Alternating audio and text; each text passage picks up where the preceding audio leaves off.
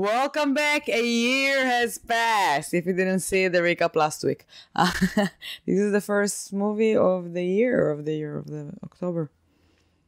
We watch October a movie 1st. every day in October. That's a horror movie. We talk about it. This is Yael Yael Gavish is here. and this is Matt Kona speaking in the third person. It's him. So we watched a 1975 anthology movie Before called that, if you're Trilogy listening of to Terror. us on SoundCloud or iTunes or wherever, we also on video on YouTube or on Facebook.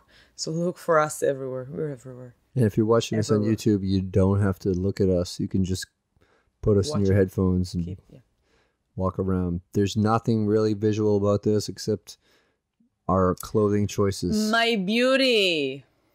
Yes, and you can see how tired we are. We chose a short movie to watch 1 hour. several Took us nights to- ago, and then are choosing to recap it before Yale gets up at 4 a.m. to go to New York for the day. So I'm doing this under duress. I would rather be asleep right now. Me too. So it's a short movie. It'll be a short recap. We're gonna ease you into the month. Yeah. And Trilogy of Terror.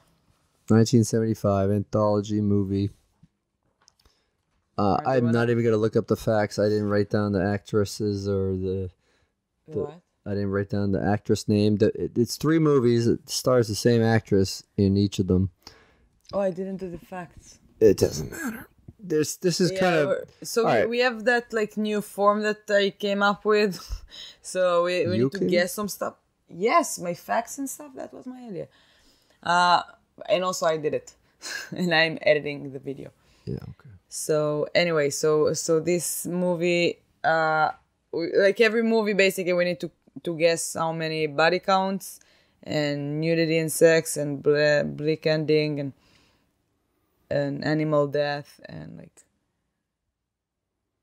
this movie, because there are like 3 movies in it, it's just like it doesn't make sense. Yeah, there's a lot of things that we plan on doing throughout the months that don't really work into this, but we'll get around it. So the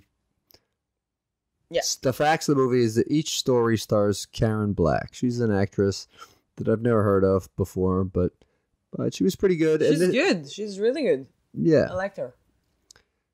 And it's directed by Dan Curtis. All of it was written by Richard Matheson, a guy who's written The Twilight Zone, The Outer Limits, which are anthology shows. So this is a movie version of that, but really there was nothing that would have prevented this from being on TV. Maybe things were a little bit more innuendo that could have made them more too hot for TV. This is 1975. This is a time before premium cable, Showtime, HBO, and all that stuff. But I liked it. all right, so the first thing we could do by the thumbnail of it was judge it by the cover. Yeah. If you were in a video store, I would never buy it. I would never take it. okay, well there's your judgment. What do you think? I mean, what it shows on the cover is this weird. What we learn later is a quote genuine Zuni fetish doll, but just kind of looks like something that you would see in a Puppet Master movie, but of kind of a native person with a spear. Kind of looks like a shrunken head / voodoo doll type. Yeah, it did really look like a voodoo doll, but a shrunken head sort of monster of an islander type of person. I wrote that the little pictures like under it, like you see that? They look cool, but the green demon looks bad. Yeah, that's what I wrote too. I mean, if I was at a video store, it kind of looks like a classic nature. It shows the babes underneath the pictures, damsels in distress. It does look a little bit goofy, but I'm thinking that give it the benefit of the doubt because of 1975 special effects technology. But hey, if it was $1 for the month, like I used to go to a video store called Gold Star Video. I ride my bike there sometimes, and they had 50-cent horror movies You ride your in bike there October. sometimes? No? Or you rode your bike? I would ride my bike, I said. And I would rent it for 50 cents. I didn't care if it's something that looked kind of goofy. Trilogy, I was always into values, getting 3 movies for the price of 1. Who's Jewish now? Come on. Yeah. All right. So I'm very proud of you. We'll go through the body count. Did you count them? Like the first one, there were 1. Yeah, and that's what I chose. So boom, 2. ding, ding, ding, I win. The second one? I wrote 8. I wrote 0. Oh well, you were right. we were wrong. Huh? We were both wrong. Wait, how many? What was in the second one? The second one was there was Millicent. Like 1. Yeah. Well, technically 2. We can get to that. Okay. But I still more right because I'm closer. You're more right. Yeah, I'm closer. I'm righter. Yeah, we're only counting. And the last one, I think that we're very much tied on that round. Tied? What did you write? I wrote 3, but you wrote 15. Yeah. Where do you think they're gonna go? Hey, first of all, I had no idea about any of these short films. I didn't know how many characters would be in it. And in each one, there were not many characters. They pretty much just showed all the actors. That a kind of a fun thing that they do at the end. The first one's fun. Okay. Okay. And I didn't write down what time the first kill was. 4. 4 minutes in? Yeah, I don't know. You wrote 4, 1, and 8. Yeah, I think. So I think that I wrote what minute. That was my guess for what minute in. I didn't write down when the first kill was, because the first movie was. I wrote Julie. Last 5 minutes, so I guess that I was right on this one. Honestly, we watched this movie for like 3 or 4 nights ago. Okay, I don't remember the details. It was the last moment of the movie when she kills him. The second one, I didn't have kills, and then the third one, I just wrote first half. I don't know. Okay. Anyway, let's skip that this time because it was too confusing. Yeah, this is not a good movie to start with our new nudity and sex. Thing. I said yes, it's the 70s. Yeah, I said yes times 3. But again, these are written basically by TV guys, and this is probably an actress who was serious stuff, so sometimes the lead actress doesn't. Like a porn star. Well, especially in the first movie. Yeah, I don't really think that, but she was a pretty lady. There was an actor. Beautiful. He was just had a bit part. He has a very porn star name. I learned from the credits, James Storm, and he is one of 2 guys. What makes your name a porn star's name? For a guy. In general. I don't know. I don't know if anything makes it, but if you see a name, you're like, okay, that would fit with a porn star. Okay. Granted, I don't watch a lot of porn credits, so I don't know. I can name exactly 2 porn star male actor, maybe 3, but ooh. Lexington Steele, Ron Jeremy, and James Dean are the only 3. James Dean is a porn star? Well, James Dean spelled differently. James Dean, not the 1950s actor who did 2 movies and then died. And then there's also John Holmes. IMDb for porn? Yeah, but it's IMDP. It's in double penetration. Hey, what? Comedians making jokes. So let's write it down. Do you want me to recap this real quick, or are you gonna get angry about me? Animal death. I said yes, a bird. I said yes, a rat. Oh, okay. Well, we were both really wrong. Yeah. No animals died in the filming of this production. Can I just read what I wrote because it's funny? Sure. I wrote, I don't know what to think. Matt picked us Tremors Cold Day in Hell last year. Yeah, I don't think that they would have used that as the log line. No, but I was like really confused about what we're gonna watch, so I had no idea what to expect. Yeah, the log line, it would be what you see on the box underneath the title. That's not a critic's review. Demon. And I just said triple the horror. I don't even know if this had a log line. Yeah, but it's each of them like would have like its own. Maybe. It doesn't say anything on the cover. It just says starring Karen Black.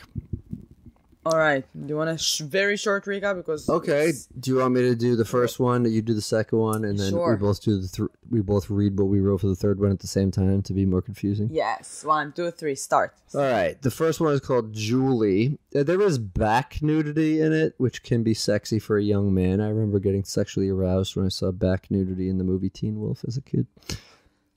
One of my first erections on memory that I can recall. This is a very weird episode. I like how this season starts. Well, let's come out of the gate hot. So it starts out with two very adult-looking high schoolers being sexist and ignored. One of those named Chad, of course, and the other one, I don't know his character's name, but that's the guy that's played by James Storm. And then Chad starts fantasizing about their literature teacher, Eldritch. And he's thinking about her in class. She goes home to her roommate after the class, her roommate Anne, who is bugging her to go out, and also says that she can work on being attractive. I have a question. Can I just like plug my notes during you reading that? You want to plug your notes? Yeah. All right, if you want to listen to her notes, you can follow her Twitter or Instagram at Yael Gavish. Why plug? It's Insert. only like to put like stuff like that. You could say insert. Insert. Can I insert? Yeah, sure. Good. Thank you. It's also like an Just English tap me lesson when you for want me to stop talking instead of just Oh talking. yeah, so I'm just gonna. So first of all, I wrote that she looks like a porn star right in the beginning. Yes, that's the you said That's that the too. first thing that I wrote. Yeah. Okay. And then is that a high school? Yeah. Because if yes, I think that he stayed 12 years in high school. He didn't look like a high school student. He looked like 27. At least. Yep, I said that too. Oh, you wrote yeah? I did say that 5 seconds ago. You did?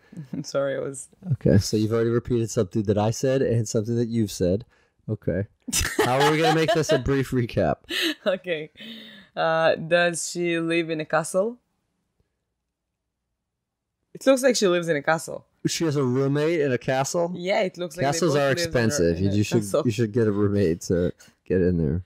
I don't know, just like I was very upset with the high school thing. Okay. Because I was confused for... I mean, if you think about it, we don't really... I mean, I didn't notice at the time, but if you watch... I watched Beverly Hills 90210 occasionally as a kid, and those are all old actors. Okay. But everyone looks older to kids. So her roommate, Anne, is telling her she could work on being attractive. Chad, meanwhile, the guy who's fantasized about her, is peeping in, and he is also thinking about her with her hair down and doing dirty things. And there was... That's the erection part. There's a great quote, and I think that it was Julie that said it. She says, "I guess people just enjoy violence and live perverted lives," which kind of is the whole reason that we're doing this podcast. So Chad, the next day, asks her to go on to a date to a vampire movie. And he's very adamant that she does it, even though she tells him that students and teachers should not be dating. I have a question that I wrote it like here as just because I was so confused, like what's like, is it college or high school? And I had like just a general question: is it legal to date like a college student? I think that first of all, legal, yes, anyone can date anyone else as long as they're of age of consent. I'm sure that schools have policies that frown on that, but yes, I don't know. I was just wondering. It would be technically legal because high school, it's not. It's if the kid is 18 in high school, you could technically date them, but you would probably lose your job. Okay. Yeah. All right. Hey, people should have consents, so that's something. Oh, so did you okay? Keep saying. Okay, so she relents. He's very pushy, and they go to a drive-in. My note. We didn't go to a drive-in yet. Well, we really wanted to go a couple of years ago. Yeah. Can we go, please? We could make plans off of the podcast. Yeah, but the thing about the drive-ins is that we're recording this in September. They're not always open on weekdays. And I don't want to take a weekend off to go see a movie in the car. I want to go to a drive-in. Okay. It's fun. Good. It looks fun. All right. It looks fun to watch a movie in a car. I've never done that. Oh, okay. You did it before. I have. I have not. Okay. Yeah, I think it's cool. You think that it's cool, but it's just watching a movie in a car. And make out. Yeah, I don't like to make out during movies.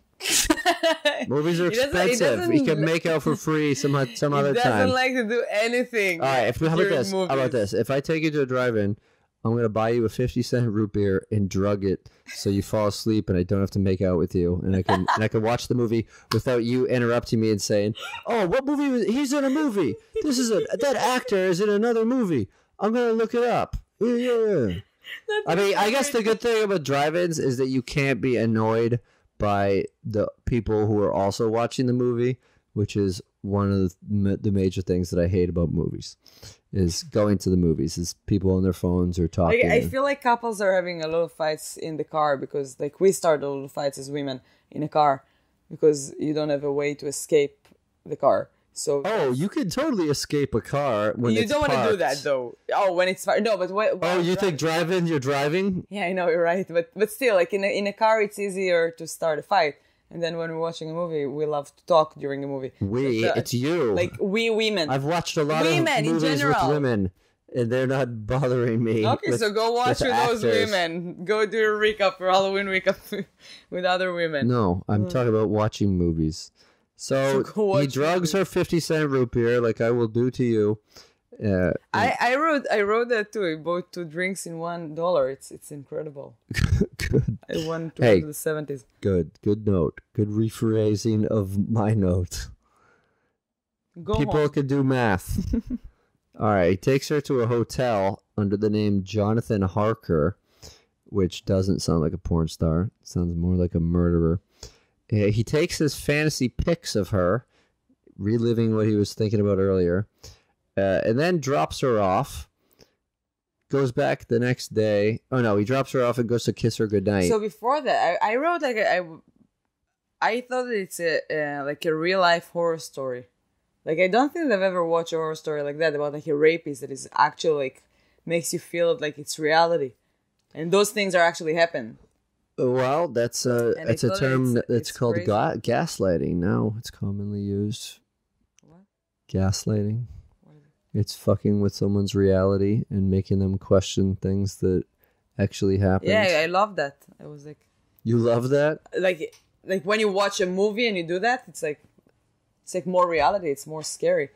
Yeah. Than sexual assault and drugging is a scary thing. So, yeah. It is. It does. I'm not downplaying it. I understand that.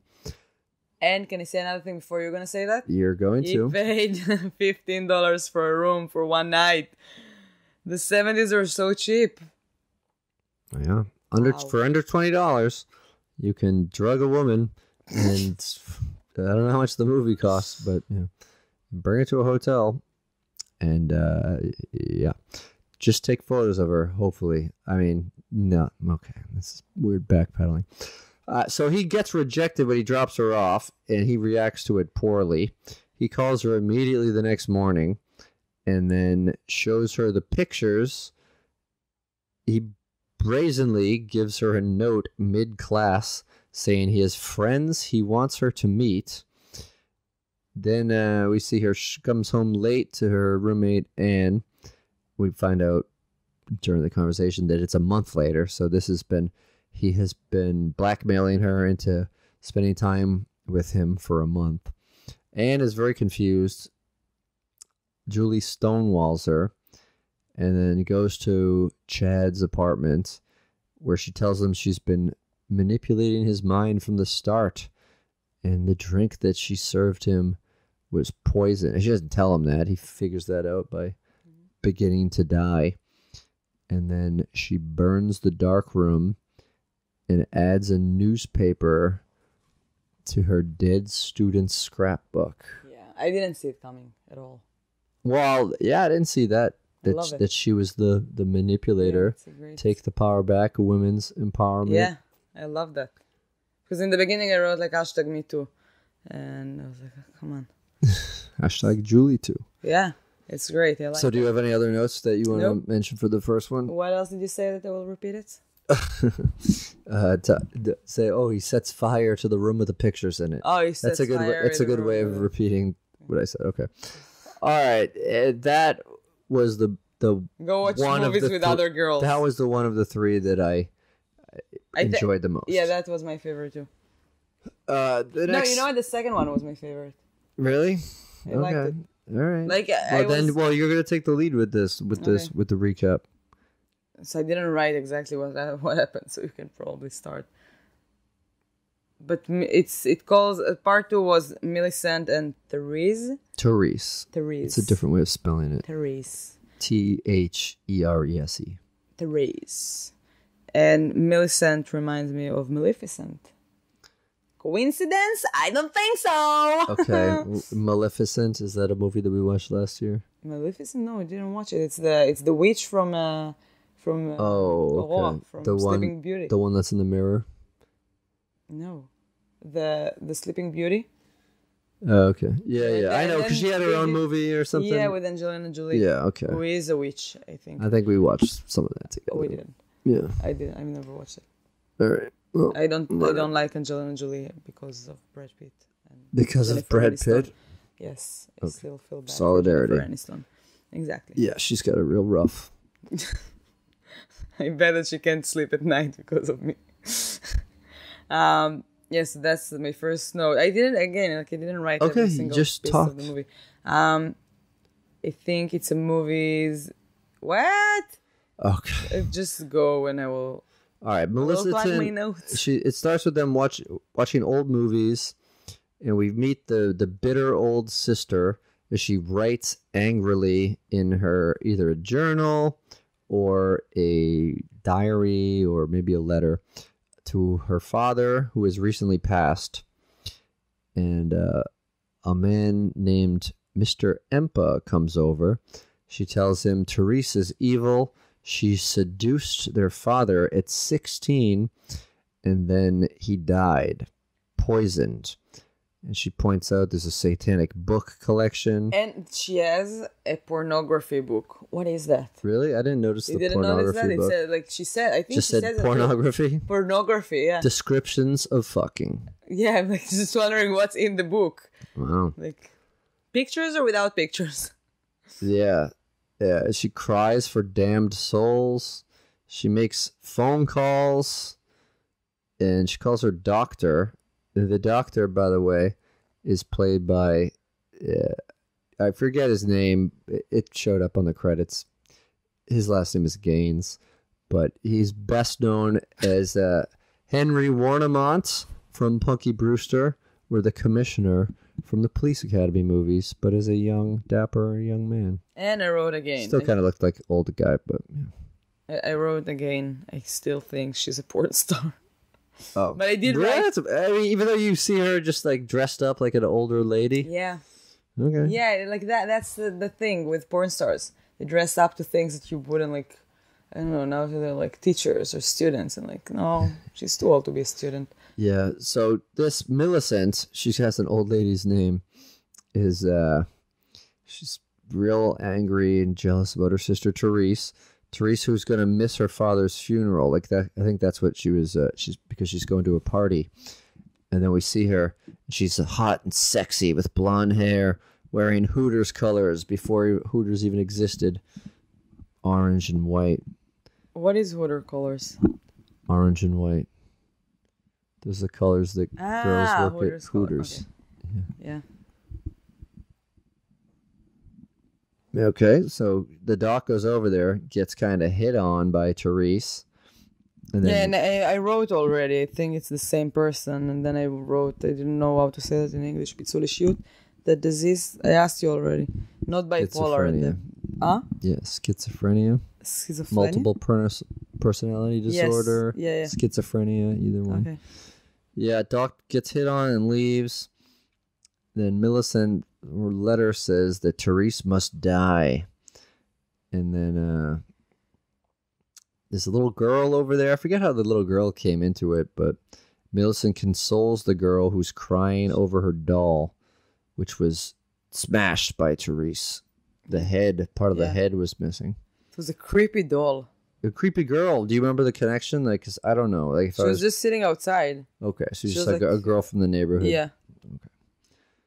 So she's consoling her about that, and then Millie calls Dr. Ramsey to say she's found a way to deal with Therese. Doesn't say anything, just kind of a cry for help / warning, I guess.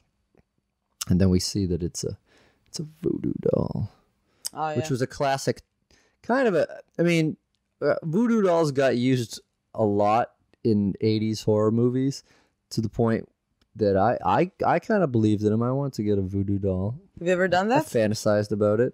No, I never got a voodoo doll. Like made one? No, because I thought you would have to like acquire one from a voodoo priest. No, I've made one. Yeah. I don't remember for who, but you don't. Come on. If you have a feeling, I did so many stupid things as a teenager. Yeah. The greatest voodoo doll scene that I can remember is from the first Child's Play movie, where he snaps the doll's arms, then you see the guy breaking his arms in person. Oh yeah. Yeah. So you get the voodoo doll, and then I just thought about E.T. Do you remember in E.T. when the kid is in class and E.T. is home? E.T. E.T. E.T. the extraterrestrial. Yeah, E.T. from home. Yeah. So E.T. is E.T. not what you would say. No, with the voodoo, that the kid in the class is like, no, E.T. is drinking a beer or something, and then the kid in the class is like burping. I don't. And then E.T. is like falling asleep or something, and he falls off the chair. Yeah, I don't know if that's voodoo. I don't think there's a voodoo doll in E.T. No, it just reminded me when you said that like he teared off his arms. He didn't tear it off. He bent them back and they broke. So anyway, that's where it was a great one. I liked it. Puts the voodoo doll through the chest, and then you see the doctor frantically driving there, and he sees the body and talks about it. The doctor's kind of giving it in summation, saying that it was like the worst case of multiple personalities or schizophrenia he's ever seen. And yeah, just it's just the one sister the whole time. It's like the movie Something Split. that we both no, not really like the movie Split, because the movie Split, everybody knows that it's that guy has a million personalities, so it's not really a twist. Yeah, also, it's like he actually kills other people and not himself. Yeah, so it's not really like Split at all.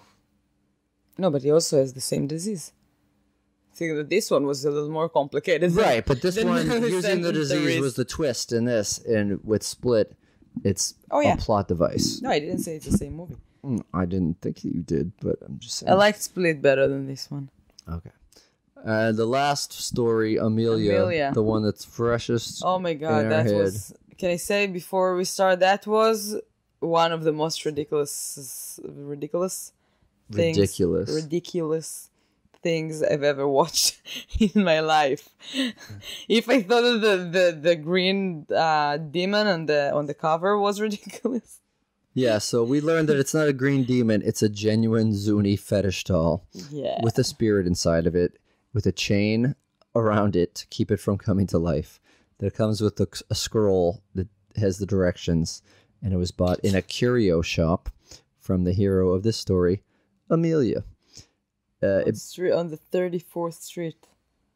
34th Street? Yeah. She's in the big city, New York City. The whole thing takes place inside of the apartment, so you don't really get to see where she is. Oh, you see that she lives in a very high building. Really? She opens the window. Okay. Yeah, but she can't open the window.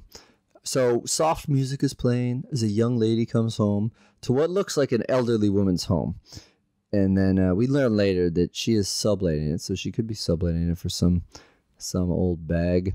She has this big old box with her, and she opens it up, and there's a scary human doll scrolling. She calls her mom, who immediately starts harassing her and being very needy. And I think they're Jewish. Well, I don't know about that. I think she's just an older woman they spend all Friday nights together. Yeah, but she spends 3 to 4 nights a week with her too, and Friday just happens to be one of them. Yeah, but Friday night is their night. Yeah, okay. To do kiddush, to bless for Shabbat. So yeah, she's a huge Jew, and she's breaking her plans to hang out with her because she wants to spend time with her new fella. a teacher named Arthur who's celebrating his birthday. I have a question in English. Fellas, oh, well, if you had a question in Hebrew, I wouldn't be able to answer it. No, in English, like about English. Okay. Fellas, when you say to a kid, "your fellas," you mean your parents. No. So how would you say your fellas? Fellas, like fellas. It means like guys. Yes. Fellas and gals, guys and girls. Yeah, but when you say to a kid, "How are your fellas?" How are your fellas? Fellas, like what you just said. No, you wouldn't say "How are your fellas" to a kid. And it wouldn't mean parents. How would you call a kid's parents? Folks. Folks, okay. Yeah. Yes. Both words do start with an F. Oh yeah, no, just curiosity. Yeah. Okay, I'm learning. Oh, good. We're learning together. Like I'm learning. Now in Hebrew. I'm learning what the hell you're trying to ask me eventually, and I'm learning to not. Okay, so now in Hebrew. Be a dick to you, so you don't make me record the podcast again. So this is something that has happened before. This is our third podcast, but it's our second movie. But this one we're doing so good so far. We're smiling, and I'm not going to mention anything about your tomato sauce. Okay, so let's. This is a horror podcast, so I guess I could talk about it. Yeah, we can make a blood sauce. Oh yeah, sure. That's where I was going. Go bring the ketchup. That's where I was going. So she wants to go with her birthday boy and give him this doll because he works he's like a professor of something that weird old Zuni dolls would like. Anthropology, I think.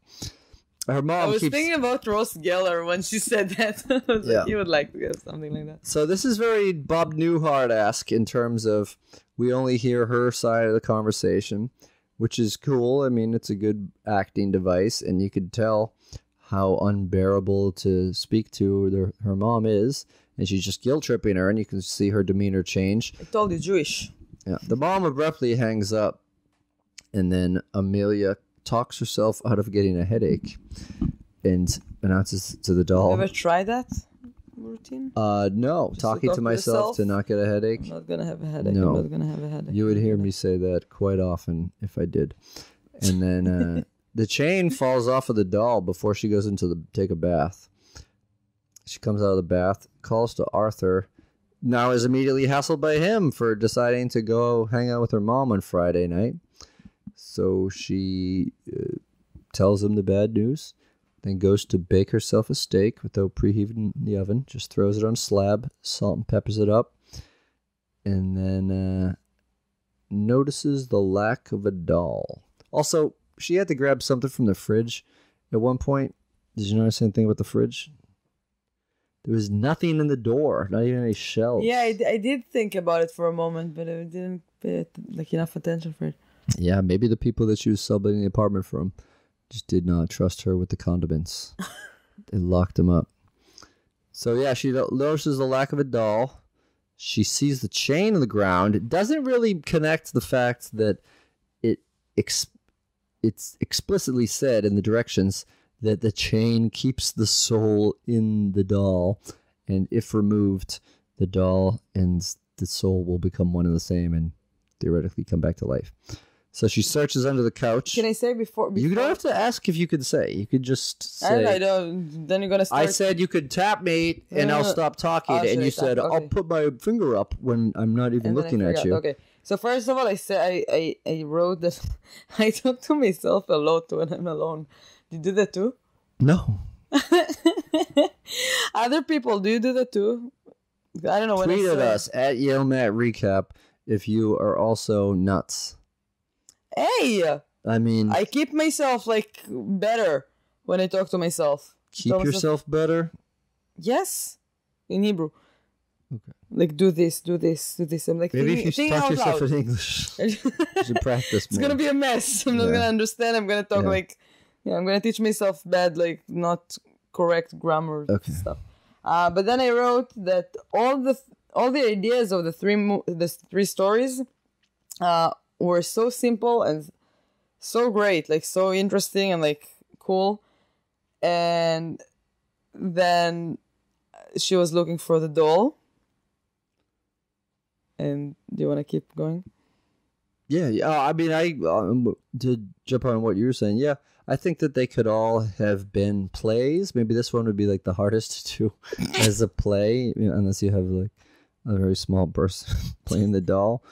But yeah, so she searches for it. She's searching under the couch for it, and she gets pricked. She finds the spear, and so she takes that out. And then she hears a noise in the kitchen. She's a little spooked. She goes out there, and she sees the steak knife that she used to cut the fat off of the steak right next to the kitchen counter is missing. And she's kind of looking around for it, walking back into the living room. This part I didn't really get. Like, the light sort of goes off on the lamp, and she checks on it. And while she's checking on it, then... That was an overacting. What? Checking on the lamp? The reaction when she checked on the lamp. Okay. I don't... Listen, I think she did... All right. Well, I think maybe you're being a little hard on her, because her character then gets assaulted by a genuine Zuni fetish doll with a spirit inside of her that is now armed with a kind of a small steak knife. So after I wrote I think that the 3 stories are simple and great. The second moment, like the moment after that, they showed the doll in front of her, and I was like, okay, I lied. This one is stupid. Yeah. I mean, I don't think it was stupid. It was so ridiculous. Come on, that was really weird. Yeah, but it's 1975. This is like low budget to no budget. This is a doll that comes to life. It would be horrifying if you were ever in that situation. And so it's ridiculous. It's making these crazy sounds that are probably super racist. But, the Zuni, I don't know how accurate the Zuni dialect is. Why would it be racist? Because these are like African bushman noises. No, it wasn't. It sounded like I don't know, like something. But it's just noises, like right. This is not. No, but I'm saying human being noise. Yeah. Okay. Well, this is supposed to be the spirit of this warrior. Listen, I just want to I want to bring 2019 outrage back into 1975 movies. Okay. I'm going to make this podcast woke. They were fine. So the doll goes and stabs her all up on the foot. Then she runs into the bedroom, shuts the door, calls the operator, and says, I don't know my location, even though earlier we learned that she's been subletting there for a couple of months. So I live, it's an apartment. It's not mine. I don't know. Maybe we'll give her the benefit of the doubt because she's all messed up. The doll somehow climbs up onto the doorknob and bursts into the room. It's a very tiny doll. So if you see, it's like the size of the mic. It's like a small doll. It's like bigger than a Funko Pop. Maybe kind of like if you ever had a Mighty Morphin Power Rangers action figure as a kid. It's around that size. So... Well, I had many of them in all the sizes. Well, I don't know. The ones that came out at first, the ones that were real hard to get, they were kind of big. So the doll goes nuts and is chasing after her. So she runs back into the bathroom. Yes, and then that's my note now. Okay. And she runs to the bathroom. First movie of the month, and we are already in the shower. And we're in the bath because she just took a bath and also she didn't kept the bath water in there. Yeah. Hey, it could be a drought. It was the 70s. You got to conserve the bath water, And also, I'm going to put back the screwdriver in the shower for this month, just in case. We're watching a lot of horror movies. Ooh. Last year, there was, in most of the horror movies, there was like a scene that the girl runs to the bathroom and somebody is coming to murder her in the bathroom. So last year, I kept a screwdriver right next to the toilet, just in case. Yeah. I like that. It was, I loved it too. I used it to break up my poops, even if they didn't eat it. Just like to stab things. So the doll opens up the bathroom door this time, which has one of those little button locks. So it's somehow able to pick those, which you could do with a Q-tip. If you take out the thing and you put it through the little hole in the door. Really? I don't know how this Zulu spirit did that. But yeah, it gets to the bathroom, goes after her, and she catches it with a towel, puts it in the tub, tries to drown it. But then, she does this about 3 times, checks on the body immediately afterwards, and then it freaks out and starts biting her, I think. And then So she goes back and runs into the other room. Never really considers leaving the apartment. Also, no, she tried. I wrote the oven is still on, but Yes. she tried at some point to run. To go to the hallway? Yeah, but it was the how do you say that? The lock was like broken. She couldn't escape. Oh, okay. I would guess that he did it probably. That seems really high for him to get up to. He got everywhere. He's a hunter, so what are you gonna do? So she goes and grabs a suitcase, traps him in the suitcase. He begins sawing a hole in the top of it. I don't know why she didn't just pick up the suitcase and just shake it around a little bit. And then she tries to pinch the knife as it's going up and down to stop it. Take a towel. It's like last series. Or a potato or something, you know. Just. but yeah, but I think shake the suitcase, you know. When they take like a piece of mirror or something with their hands, they just wrap it with a towel. Yeah. So it's the same thing. Like just think. But this is a little bit different because there was only so much of the edge that she could access. But whatever. It's not critique her efforts. So I wrote on that she tries to take the knife from him with her hand, and when it doesn't work, just use a towel. She just went and tried to open the window. Yeah, I think she was going to throw the suitcase out the window, but he cuts a big head-size part out and gets out and starts flies out. No. She stabs it with the she stabs it with the screwdriver that she probably got from the bathroom.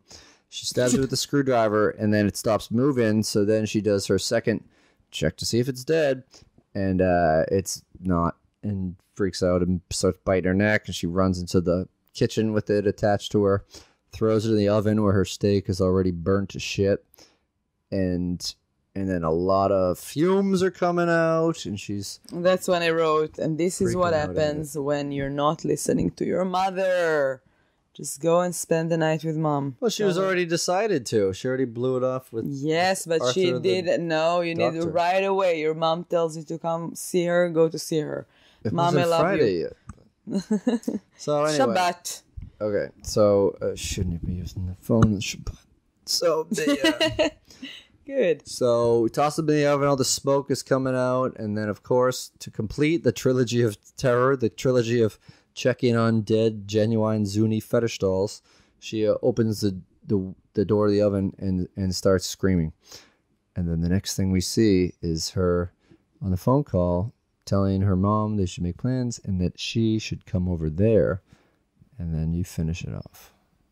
And then she, like you can see on her face, like the camera turned from her side and you can see her face and her eyes are very blackish and weird.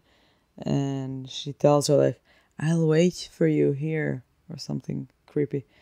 And then she just she breaks the lock on the door and she just take a knife and sits on, how would you? She like does like a weird crouch, like she's ready to jump and pounce, crouching position. Crouch position. She smiles. And she smiles weird, and it's the teeth. These are the teeth of the little genuine guy. Zuni fetish doll. Don't call him a little guy. Genuine Zuni fetish doll. That's the quote that she used to her mom on the phone. Like, hey, I got this genuine Zuni fetish doll. It sounds like so and then that's and she tapped she stabbing the. She's just getting ready, getting in the rhythm. Yeah, she's stabbing the floor with a knife. It's weird, but it's cool. I like. Yeah, so the spirit, was baked out of the doll and inhaled into her, or whatever. So yeah, it's pretty cool. So that was it, Karen Black, and she is a great actress. I did write that at the end. Yeah, and I think I picked maybe one or two other more of these trilogy type of movies. You also picked 6 hours documentary of.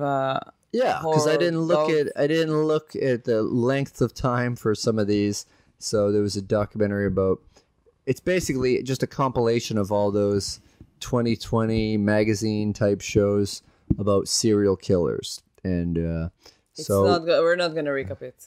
No, but we have been watching it. Although for some reason last night you didn't want to watch it before we went to sleep. Yeah, because I didn't know. Yesterday morning I woke up and after we watched some of it the night before, and and it just like, I don't know, I don't think I do that weird dreams, but it was like, I don't think it does any good for your dreams to watch. I don't think it.